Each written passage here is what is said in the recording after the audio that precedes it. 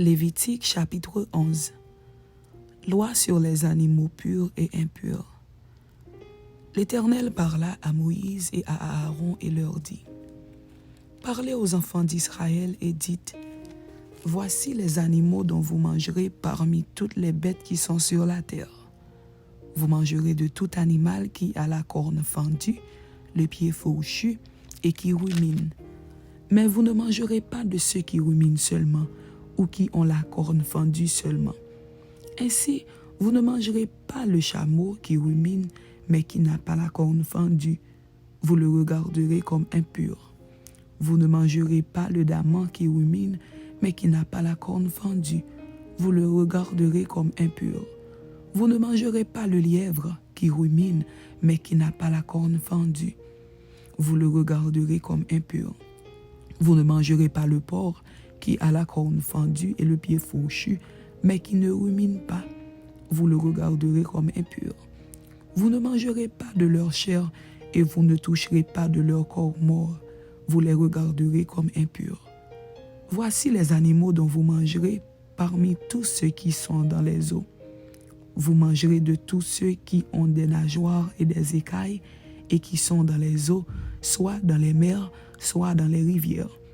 Mais vous aurez en abomination tous ceux qui n'ont pas des nageoires et des écailles, parmi tous ceux qui se meuvent dans les eaux, et tout ce qui est vivant dans les eaux, soit dans les mers, soit dans les rivières.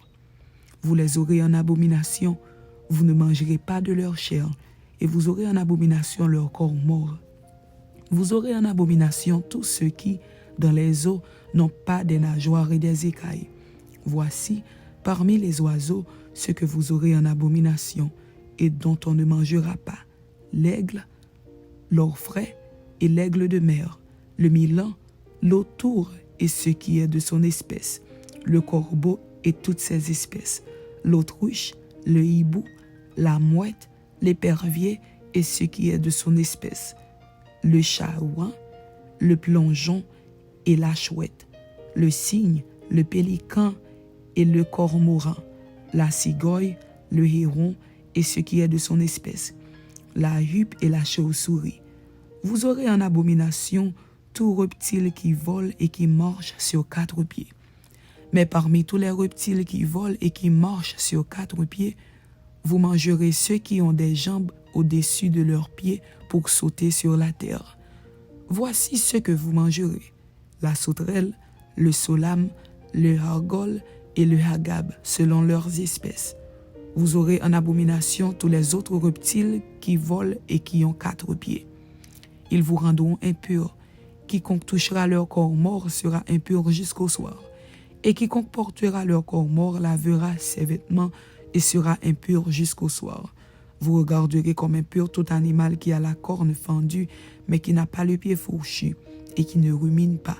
Quiconque le touchera sera impur. Vous regarderez comme impurs tous ceux des animaux à quatre pieds qui marchent sur leurs pattes. Quiconque touchera leur corps mort sera impur jusqu'au soir. Et quiconque portera leur corps mort lavera ses vêtements et sera impur jusqu'au soir. Vous les regarderez comme impurs. Voici, parmi les animaux qui rampent sur la terre, ce que vous regarderez comme impurs: la taupe, la souris et le lézard, selon leurs espèces, le hérisson, la grenouille, la tortue, le limaçon et le caméléon. Vous les regarderez comme impurs parmi tous les reptiles. Quiconque les touchera mort sera impur jusqu'au soir. Tout objet sur lequel tombera quelque chose de leur corps mort sera souillé: ustensiles de bois, vêtements, peaux, sacs, tout objet dont on fait usage. Il sera mis dans l'eau et restera souillé jusqu'au soir, après quoi il sera pur. Tout ce qui se trouvera dans un vase de terre où il en tombera quelque chose sera souillé, et vous briserez le vase. Tout aliment qui sert à la nourriture et sur lequel il sera tombé de cette eau sera souillé. Et toute boisson dont on fait usage, quel que soit le vase qui la contienne, sera souillé. Tout objet sur lequel tombera quelque chose de leur corps mort sera souillé. Le four et le foyer seront détruits. Ils seront souillés et vous les regarderez comme souillés. Il n'y aura que les sources et les citernes formant des amas d'eau qui resteront purs. mais celui qui y trouvera de leur corps mort sera impur. S'il tombe quelque chose de leur corps mort sur une semence qui doit être semée, elle restera pure. Mais si l'on a mis de l'eau sur la semence et qu'il y tombe quelque chose de leur corps mort, vous la regarderez comme souillée. S'il meurt un des animaux qui vous servent de nourriture, celui qui touchera son corps mort sera impur jusqu'au soir.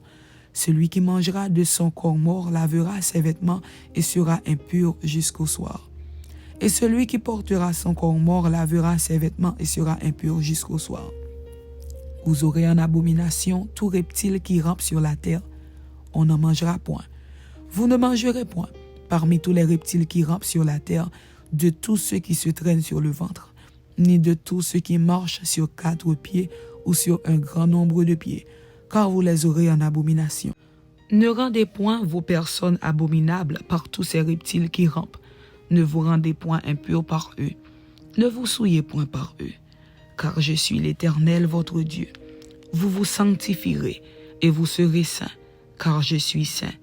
Et vous ne vous rendrez point impurs par tous ces reptiles qui rampent sur la terre, car je suis l'Éternel, qui vous ai fait monter du pays d'Égypte pour être votre Dieu et pour que vous soyez saints, car je suis saint.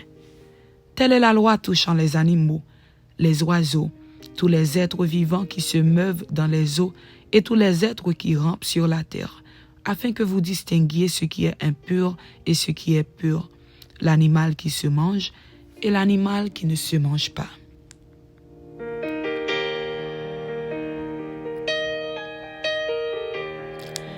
Lévitique chapitre 12.